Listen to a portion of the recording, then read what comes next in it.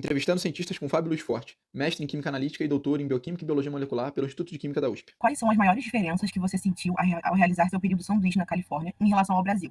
E como isso te moldou como um profissional, mais especificamente contribuindo na sua escolha da área de sinalização e reparo ao DNA?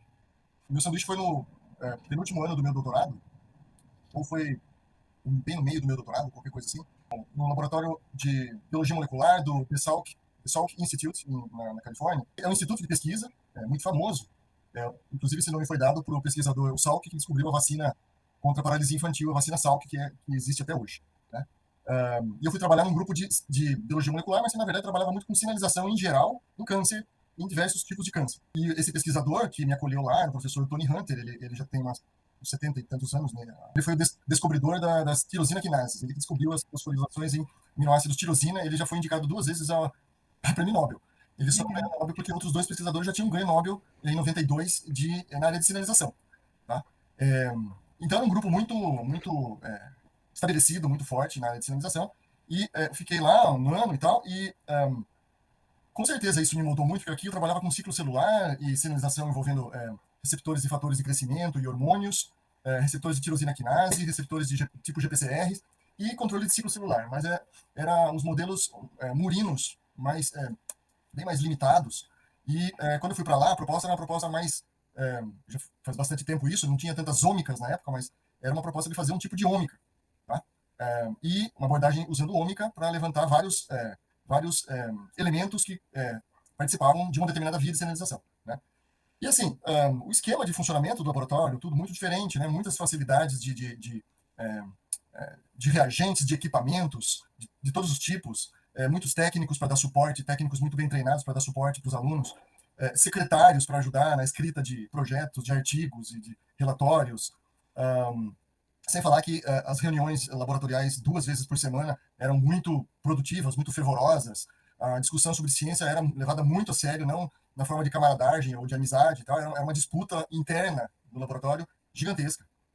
Uma concorrência, uma disputa. Existiam casos, histórias que eu ouvi lá de pessoa tentar roubar resultado do outro, roubar projeto do outro, porque o outro tinha coisas mais interessantes, ia conseguir publicar na Nature e o cara não ia.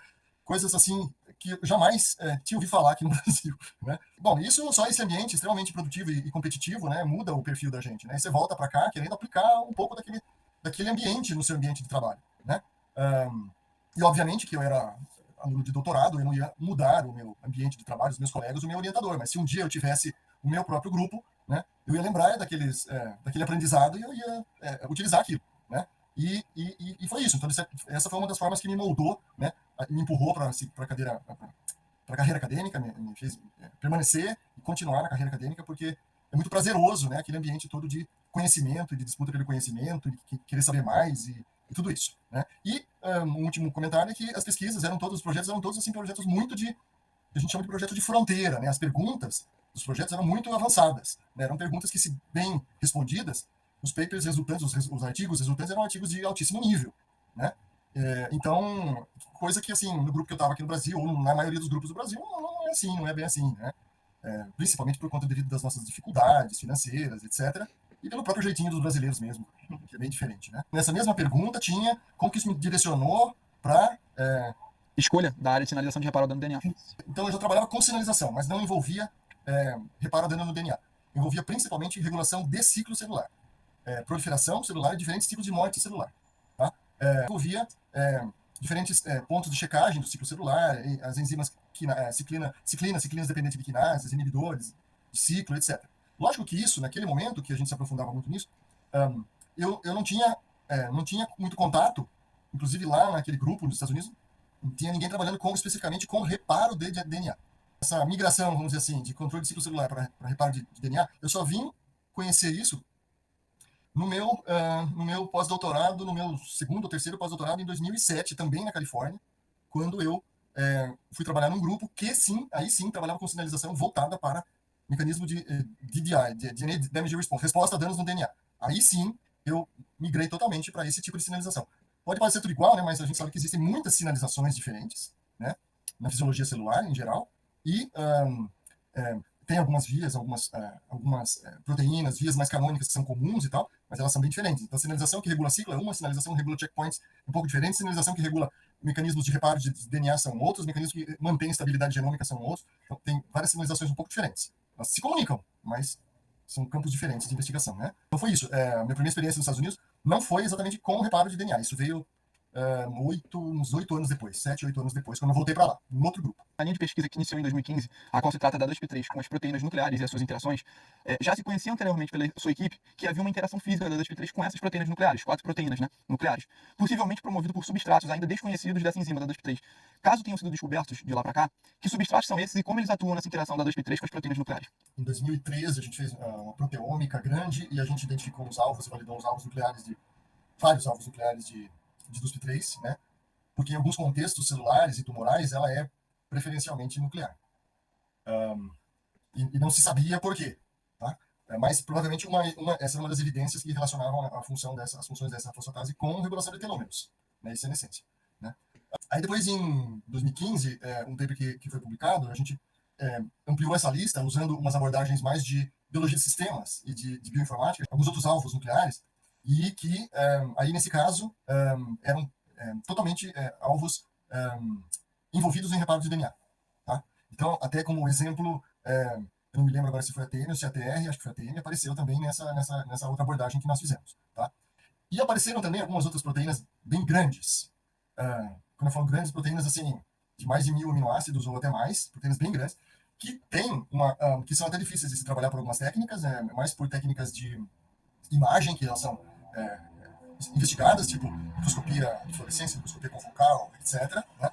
E são proteínas que têm muitas tirosinas fosforiladas. Uma delas é chamada de nucleolina, que faz parte de nucleolo, de uma região específica do nucleolo, e que está envolvida em reparo de DNA, não diretamente nas vias clássicas de reparo de DNA, mas de uma forma indireta.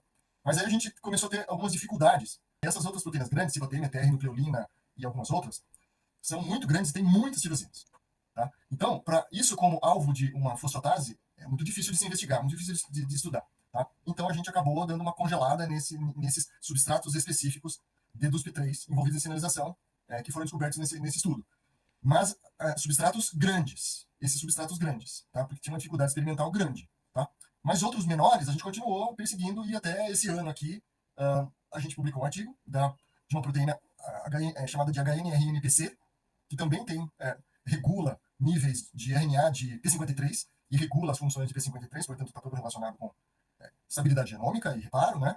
E a gente mostrou que a DUSP3 dissociaria essa proteína, chamada HNRNPC, é uma ribonucleoproteína, que interage com a RNA, interage com o P53, interage com a DUSP3. E essas interações são reguladas pela desfosforilação pela DUSP3. Quem trabalha com fosfatases no Brasil, 2 ou 3 grupos, o meu, um de uma professora da Unicamp e talvez ninguém mais, mas são pouquíssimos grupos porque são enzimas muito difíceis de ser trabalhadas, estudadas, investigadas, porque o que a gente quer é identificar e validar substratos, alvos, substratos delas. Né? Mas a gente cai nessa dificuldade experimental de que a grande maioria das proteínas tem muitas tirosinas fosforiladas, e aí você encontrar aquela tirosina específica para a tua fosfatase, né? Ou uma fosfatase que desfosforiza tirosinas específicas de determinados alvos que têm função importante em reparo de DNA e tal, não é algo simples, não é algo trivial. Desde 2011, 2012 mais ou menos, o senhor vem pesquisando essas 2p3, você publicou diversos artigos nessa área e sobre essa tirosina quinase específico. Mas a partir de 2022, o senhor ele começou a fazer uma pesquisa com outra 2p, que seria a 2p12. Que é um projeto em andamento, que a gente pelo menos deu uma olhada lá pelo site da USP, e a gente queria entender o porquê escolher essa nova 2p, qual foi o intuito e como está o desenvolvimento dessa pesquisa. Legal, Gustavo. Obrigado pela pergunta. Exatamente isso. Na verdade, quando eu comentei com vocês, quando eu fui para esse pós-doc lá nos Estados Unidos, uma outra fosfatase que estava dentro do pacotinho, eram acho que 4 ou 5 fosfatases, DUSPs, né? Era a DUSP12. Então, o professor de lá, né, ele me apresentou, olha, você tem a DUSP3, que dá para você trabalhar aqui no grupo, tem a DUSP12, que dá para você trabalhar aqui no grupo, e tinha também, acho que a 6, a 5, não me lembro exatamente todas elas, mas eram 4 ou 5. Na época, eu fiquei interessado na DUSP12, porque quando você ia, eu fui fazer buscas na literatura, e tinha meia dúzia de artigos sobre DUSP12. Bom, aí isso me chamou mais atenção. Bom, acho que essa daqui, essa DUSP12, ela é bem pouco conhecida, acho que tem muita coisa para se explorar sobre ela ainda, e acho que eu quero começar a trabalhar com essa, professor. Tá. Isso foi antes de eu me transferir, começar a trabalhar com a DUSP3. Aconteceu que nós tentamos gerar camundongos nocaute para a DUSP12. Acontecia que os camundongos, quando a gente fazia o nocaute, o duplo nocaute, os camundongos não sobreviviam. E nem o heterozigoto sobrevivia. Eu fiquei trabalhando nesse projeto por 6 meses. Eu e um outro pesquisador. e a gente não conseguia, a gente pegava embriões em 11º, 12º dia, quando eles estavam prestes a morrer, a gente isolava fibroblastos desses embriões, tentava extrair culturas desses fibroblastos, que a gente chama de MEFs, né, Mouse Embryonic Fibroblasts, e eles não sobreviviam. Então, a ausência da DUSP12 era letal para o animal, né? Depois de 6 meses, eu cheguei para o orientador e falei, olha, eu acho que eu quero tentar outro projeto, outra fosfatase. Foi aí que eu mudei para o DUSP3, porque eu não queria mais perder tempo com a DUSP12, porque não estava resultando em nada. Não estava dando certo? Foi por isso que eu tive esse primeiro contato com o DUSP12. Pô, passou todo esse período, né? Aí por volta de 2000 e... logo depois da pandemia, aí, 21, por aí assim, 22, já tinham saído outros artigos na literatura. E um grupo do Canadá, de um professor conhecido, teve sucesso em nocautear células, né, de DUSP12, e teve mais, acho que, 1 ou 2 grupos da Coreia, que também usaram uma estratégia um pouco diferente e conseguiram nocaute. Né? Então, eles mostraram que, apesar das dificuldades, o nocaute não era totalmente letal. Tá? Então, era alguma coisa, uma estratégia que nós estávamos usando, uma construção de DNA que nós estávamos usando, que por algum motivo causava letalidade e nós não sabíamos por quê.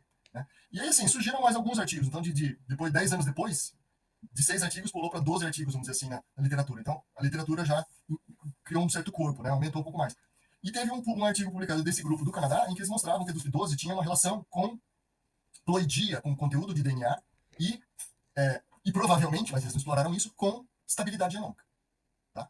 E aí, eles não tocaram nesse assunto, né? Então, como eles não tocaram nesse assunto, eu achei que o momento era favorável para a gente retomar o trabalho com a DUSP12. Né? Passando a pandemia, aí eu escrevi um projeto e a gente retomou a DUSP12. Então, a gente tem trabalhado com a 12 e com a 3 e com mais uma ou outra, mais 2 no laboratório atualmente. Foi aí então que eu resgatei a DUSP12, que eu não queria deixar lá para trás. Porque, é uma fosfatase que tem uma parte da enzima que é muito parecida com a DUSP3, mas tem uma outra parte que tem um domínio de interação com ácidos nucleicos, mais especificamente com RNA. Então ela é uma única fosfatase, de um grupo de 50 ou de 100, se eu for considerar um grupo todo de tirosina fosfatase, ela é a única que tem um domínio que interage com ácidos nucleicos. Ninguém sabe por quê. E a gente está perseguindo isso agora com os 2 alunos no laboratório. E a gente está vendo umas funções da DUSP12 nucleolares muito interessantes em estresse nucleolar. Eu não sei o quanto vocês conhecem disso, mas existem diversos tipos de estresses, né? E um deles é o estresse nucleolar, em que você gera complicações nas ribonucleoproteínas e na formação das partículas ribossomais, né? Nos precursores, nos RNAs precursores das partículas ribossomais e na montagem das partículas ribossomais. Tá? E tem umas proteínas no nucleolo que são muito chave para isso. Tá? E o nucleolo, como ele é uma suborganela, né, vamos dizer assim, é mostrado que proteínas que fazem parte do nucleolo fazem o que a gente chama de LLPS. Não sei se vocês já ouviram falar, Liquid Phase Separation, que é uma compartimentalização que existe dentro das células devido a diferenças de fase. E essas fases, que fase que eu estou falando? Tipo óleo e água. Tá? A questão de ser mais hidrofóbico ou menos hidrofóbico. Então, tem regiões de determinadas proteínas que são mais hidrofóbicas. E essas regiões fazem com que essas proteínas se localizem em locais específicos da célula. E o nucleolo é um deles. Tá? E a gente está vendo que a DUSP12 está lá, está fazendo algo interessante lá, com a RNA, que a gente não sabe exatamente ainda, mas estamos indo atrás. Aproveitando esse gancho de falar da DUSP12, e como assim, eu acho que o senhor mesmo mencionou que ela tem uma relação com a carcinogênese, de que maneira ela, a DUSP12, afeta a dinâmica entre a proliferação e diferenciação celular, e como isso pode influenciar a progressão tumoral e persistência de células senescentes. Em relação à senescência, a gente não se sabe exatamente o que DUSP12 como ela pode afetar a senescência.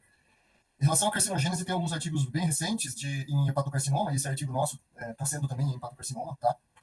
Em que DUSP12 é chave na transformação maligna em hepatocarcinoma, no grau de agressividade do hepatocarcinoma, e na transformação de hepatócito para hepatocarcinoma. Em algumas doenças hepáticas, tipo NASH, né, síndrome não alcoólica, né, até mesmo hepatite, infecções virais e coisas assim, doenças hepáticas que promovem transformação tumoral, ou seja, faz com que o hepatócito vire um hepatoma, um hepatocarcinoma.